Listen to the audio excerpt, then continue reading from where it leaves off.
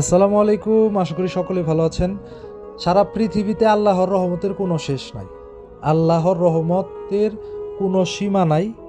কারণ হচ্ছে দেখেন, মাটি থেকে সাগরে আসলাম, সাগরে যে আমি গাছ দেখতে পারবো আর গাছের ভিতরে পানি দিতে পারবো, এটা আমার একটা ভাগ্যের বিষয়।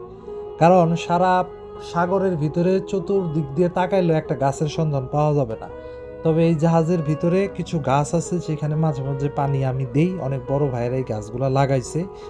এই গাছগুলো আসলে অল্প কিছু মাটি ছিল জাহাজের সেই মাটিগুলোকে কাজে লাগিয়ে সেখানে গাছ লাগানো হয়েছে সারের জন্য। আসলে আপনার ওই যে ডিমের খোসা, কলার ছাল এগুলা দিয়ে আসলে এইখানে ব্যবস্থা করা হয়েছে। তো এখন গাছগুলো হয়েছে এখানে মরিচ গাছ, তারপরে হচ্ছে আপনার কচু পাতা গাছ, তারপরে হচ্ছে আপনার ফুলের গাছ, তারপরে হচ্ছে লাউ শাক পাতা গাছ। তো মোটামুটি আলহামদুলিল্লাহ এখানে বসে আমরা কথাবার্তা বলি একটু বিকালে। তো এখানে গাছগুলা দেখতে পেয়ে খুবই ভালো লাগে, আনন্দ লাগে। আপনারা সবাই গাছ লাগাবেন, সময় পাইলে একটা গাছ যদি কাটে ফেলান আরও 5টা গাছ আপনারা লাগাবেন। তো আশা করি আপনাদেরও ভালো লাগবে এবং প্রাকৃতিক দিক দিয়েও সৌন্দর্য বাড়বে।